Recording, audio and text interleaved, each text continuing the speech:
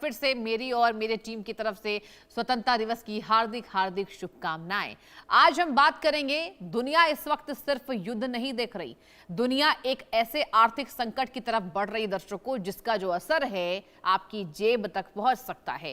क्योंकि Iran war ने जिस स्ट्रेट ऑफ हॉर्मुज को दुनिया की अर्थव्यवस्था की लाइफलाइन बना दिया है, वहां तनाव है और तनाव के बढ़ने से तेल और गैस की सप्लाई पर सीधा असर पड़ रहा है। और इसका मतलब है महंगा तेल, महंगी गैस, महंगी ट्रांसपोर्टेशन और उसके बाद महंगाई का ऐसा चक्र जो पूरी दुनिया की ग्रोथ को कमजोर कर सकता है।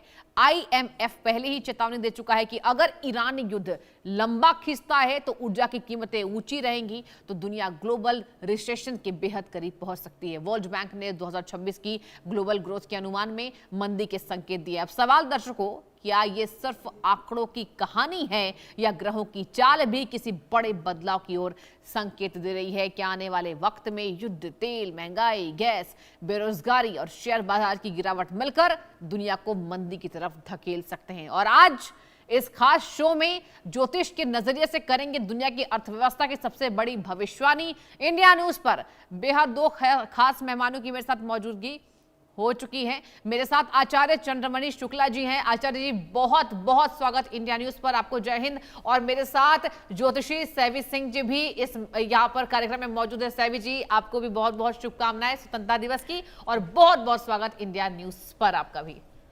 और चंद्रमणि जी, देखिए, मैं आपके पास आना चाहूंगी पहले कि आर्थिक मंदी की चर्चा आज चलिए कर लेते हैं, क्योंकि चंद्रमणि जी लगातार दुनिया यहां पर वैश्विक तनाव को झेल रही है, ग्रस्त है। और देखिए, इसकी कहीं ना कहीं इसका जो असर है ना, ये हमारे देश पर भी पड़ रहा है। क्या बता रही है ग्रहों की चाल? आज अपनी ज्योतिषी गणना में आप क्या कुछ हमारे दर्शकों को लेकर आए हैं बताने के लिए, क्या कहेंगे? बहुत बहुत सबको शुभकामनाएं आज के दिन के लिए। और सर्वे भवन्तु सुखना की कामना लेकर के बात करेंगे। हम भारतीय हैं और हमारी संस्कृति है कि सभी सुखी रहें, ऐसी कामना करते हैं। और उस भारत में बैठ कर के बात करते हैं जिसकी संस्कृति ही सबका कल्याण चाहने वाली है। हमारे मंदिरों से भी सबके कल्याण की ही कामना निकलती है। और उस भारत के लिए, भारत के आज इंडिपेंडेंस डे है, जिसके लिए हम यहाँ बैठे हुए हैं और ज्योतिष के कार्यक्रम के लिए बैठे हैं, तो उस पे बात करते हुए कि उत्तरम यत् समुद्रस्व हिमाद्रेश्चैव दक्षिणम वर्ष तत् भारतम नाम भारतीय यत्र संस्कृति। अर्थात उस भारत के स्थान पे हम बैठे हैं, उस भारत देश में हम बैठे हैं जहाँ की संस्कृति है कि सबका कल्याण चाहे। और बात करते हैं ज्योतिष विषय पे, जहाँ पे मंदी की बात आपने की। देखिए, ज्योतिष के अनुसार आज जो ग्रहों की स्थिति चल रही है, तो ग्रहों की स्थिति और जो पहले से हम लोग कार्यक्रम करते चले आ रहे हैं, बता भी रहे हैं कि ऐसी ऐसी स्थिति आने वाली है। आगे आने वाले जो ग्रह हैं, जैसे बुध शुक्र एक साथ आने वाले हैं, तो बुध शुक्र जब एक साथ आएंगे तब भी जो है मंदी का दौर आता है। मंदी का दौर तात्पर्य है कि मंदी और तेजी से, देखिए, मिडिल वर्ग के लोगों को तो कोई फर्क नहीं पड़ता है। आप ये ध्यान दीजिएगा कि मिडिल वर्ग के लोगों को न मंदी से फ़र्क पड़ता है, न जो है तेज़ी से फ़र्क पड़ता है। वो तो रोज़ बेचारे अपने कमाने खाने में लगे हुए हैं। हाँ, इसका फ़र्क जो है किसानों पर ज़रूर पड़ता है कि जब उनके अन्न क्षेत्र जो है उन जिस पे वो निर्भर हैं, जब वो वहाँ पे मंदी आती है तो वो बेचारे परेशान होते हैं। हमने बचपन में बहुत ऐसी स्थिति देखी, आज की स्थिति तो बहुत सुधरी है। बचपन में ऐसी स्थिति देखी है लोगों की कि हमारे पिताजी जैसे पूजा कराने जाते थे, तो जो हम लोग छोटे थे तो हम जो है साथ में जाते थे, तो बच्चे जो जाते थे तो वो कहते थे जो प्रसाद होता था ना, सत्यनारायण भगवान का बनता था, उसे निकाल लाओ। तो उसको हम जो है, पिताजी हमारे पूजा कराने में जाते थे तो हम जो है वो होते थे वहाँ पे अच्छे, हमें कोई रोकता नहीं था, तो हम निकाल के ले आते थे, साथ में हम बैठ करके खाते थे। वही हमारे लिए मिठाई होती थी। हाँ। पर आज वही गाँव में आज जाकर के हम लोग देखते हैं कि जो हमारे साथ ऐसे थे, उनके बच्चे आज जो है चॉकलेट खाते हैं, बड़ी बड़ी जो है चॉकलेटें खा रहे हैं।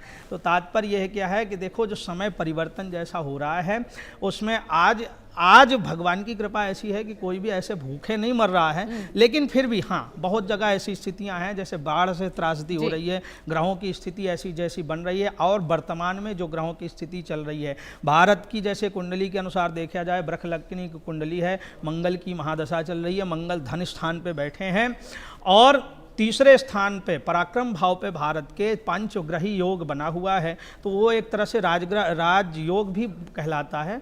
तो हाँ, लेकिन जैसी दशा आएगी, जैसे जैसे बुध शुक्र आगे आने वाले समय में आने वाले हैं सितंबर के बाद, तो उसमें भी थोड़ा सा स्थिति मंदी की आएगी, शेयर मार्केट डाउन होगा, उसमें थोड़ा सा परेशानी आएगी लोगों को। लेकिन फिर भी इतनी घबराने वाली बात नहीं है कि बहुत ज़्यादा लोगों को परेशान होने की ज़रूरत है, वो परेशान होने वाली बात नहीं है। ठीक है Sahvi ji, I will come to you. और आपसे भी मैं शुरुआत चाहूंगी, इस बाबत आपकी क्या गणनाएं हैं?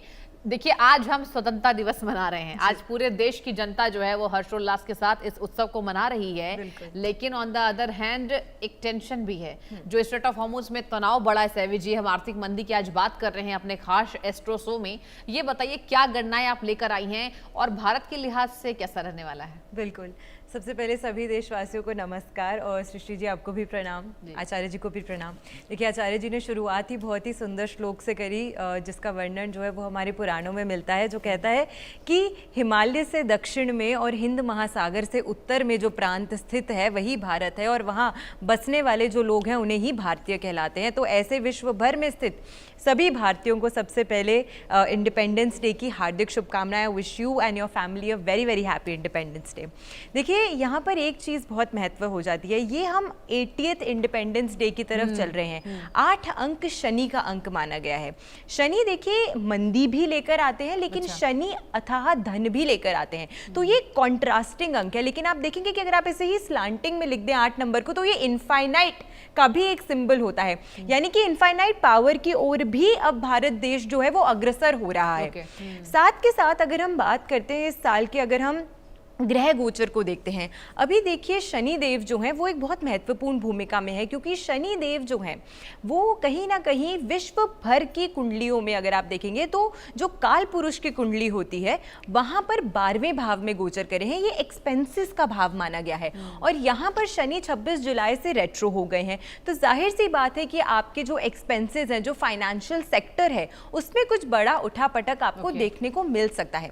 लेकिन महत्वपूर्ण चीज़ क्या है, देखिए आज सभी के सामने जब हमारे देश के प्रधानमंत्री ने रेड फोर्ट से सबको जब संबोधित किया, तो बहुत सारी ऐसी चीज़ें थी और 7 ऐसे पॉइंट्स थे जो उन्होंने आज खास करके जो हैं वो सारे देशवासियों के सामने रखे कि हम कौन सी ऐसे सेक्टर्स हैं जिसमें सबसे ज़्यादा आने वाले वर्ष में या आने वाले सालों में हम सबसे ज़्यादा काम करने वाले हैं। उन्होंने मेंशन किया कि हम मैन्युफैक्चरिंग पावर को बढ़ाना चाहते हैं, हम एग्रीकल्चर को ग्रो करना चाहते हैं, हम टेक्नोलॉजी एंड इनोवेशन में आगे बढ़ना चाहते हैं, हम गति शक्ति की ओर और आगे बढ़ना चाहते हैं, हम रक्षा यानी कि अपनी डिफेंस पावर को और बेहतर करना चाहते हैं, हम ग्रीन ब्लू इकोनॉमी की तरफ जो है वो आगे बढ़ रहे हैं, और हम इंडिया को एक सॉफ्ट पावर की तरह भी जो है अब हम दिखाने वाले हैं। तो आप देखेंगे ये सभी पॉइंट्स जो जिनका आज वर्णन जो है वो प्रधानमंत्री जी ने किया, इनका कहीं ना कहीं सीधा रोल अगर हम एस्ट्रोलॉजिकली समझें तो 2 ग्रह सबसे महत्वपूर्ण होते हैं, जो कि है मंगल और शनि। मंगल जो है वो युवा का कारक है, मंगल भूमि का कारक है, मंगल शक्ति का कारक है, सेना का कारक है। इन सभी की महादशा से हमारा देश और प्रधानमंत्री जी जो है वो इस समय के दौरान कहीं ना कहीं अभी उस दशा से गुजर रहे हैं। तो ऐसे में आप देखेंगे कि जो हमारा लक्ष्य है 2047 तक अपनी इकोनॉमी को तेजी से ग्रो करने का, उससे बहुत पहले ही हमारा जो ये लक्ष्य है हम उसके और करीब पहुंचते हुए आपको दिखेंगे। बिल्कुल ये बात सही है कि क्योंकि अभी विश्व स्तर पर ऐसी स्थितियां चल रही हैं जिसे हम इग्नोर नहीं कर सकते हैं। जैसे आचार्य जी ने कहा कि अभी जब शुक्र का गोचर होगा, जब बुध का गोचर होगा, तो इसका प्रभाव डायरेक्टली हमारे फाइनेंस सेक्टर पे पड़ेगा। लेकिन क्योंकि भारत अभी अपने आप में सशक्त है, तो कहीं ना कहीं अगर परेशानियां आएंगी भी तो हम उससे बाहर निकल जाएंगे। इसीलिए हम इस समय के दौरान जिस तरफ अग्रसर हैं वो ये है कि ऐसी कौन सी चीजें हैं जो हम भारत के अंदर खुद उसको हम बना सकते हैं, हम कैसे सेल्फ सफिशिएंट अपने देश को कर सकते हैं। और क्योंकि हम अभी भी एक ग्रोइंग एंड प्रॉस्परिंग इकोनॉमी है, तो हमें ये भूलना नहीं चाहिए कि बहुत सारी ऐसी चुनौतियां और ऐसे चैलेंजेस हैं जिसका सामना भारत जैसी बड़ी इकोनॉमी को करना पड़ सकता है जब वो सेल्फ सफिशिएंट होने की तरफ अग्रसर है। लेकिन प्रयास जो है वो कभी खाली नहीं जाता। तो ऐसे में अभी जो प्रयास हमारे प्रधानमंत्री, जो हमारे दशाएं और साथ में जो पूरा कैबिनेट कर रहा है, उसका आपको कहीं ना कहीं जो एक बेनिफिट है जनता को भी और भारत को भी आने वाले समय में देखने को डेफिनेटली मिलने वाला है। जी ठीक है, यानी कि कुल मिलाकर देखिए सहवी जी, आपकी भी यही यहाँ पर ज्योतिषीय गणनाएं रही, यही काउंटिंग्स रही कि कहीं ना कहीं डेवलपिंग हम कंट्रीज हैं, लेकिन 2047 के पहले ये यहाँ पर संभव हो सकता है क्योंकि देश के विकास में प्रधानमंत्री लगातार प्रयासरत है। ठीक है चंद्रमणि जी, मैं आपके पास आना चाहूंगी और चलिए अब बात कर लेते हैं। देखिए हमने आर्थिक मंदी के तरफ यहाँ यानी कि जो इशारा यहाँ पर ग्रह नक्षत्र के द्वारा हो रहा है उस पर हमने बात कर ली, लेकिन अब हम बात करते हैं विकल्पों को लेकर। तो क्या लगता है चंद्रमणि जी, क्या भारत सरकार तमाम विकल्प तैयार कर पाएगी? ग्रह गोचर क्या बता रहा है भारत के लिहाज से? मैं चाहूंगी अपनी काउंटिंग्स को आप बताइए कि हमारे देश के लिहाज से ये कितना ज्यादा सुरक्षित माना जा रहा है आने वाले समय को लेकर। देखिए कुंडली पे ये ज्योतिष के अनुसार दो प्रकार से गणना होती है। एक तो गोचर में दशा कैसे चल रही है, गोचर में अर्थात वर्तमान में कैसी स्थिति ग्रहों की है। ठीक है। दूसरा, जैसे भारत के लिहाज से आपने पूछा तो भारत की कुंडली में क्या स्थिति चल रही है। तो दोनों प्रकार से अगर देखें तो देखो, भारत की एक तो कुंडली के अनुसार मंगल की महादशा चल रही है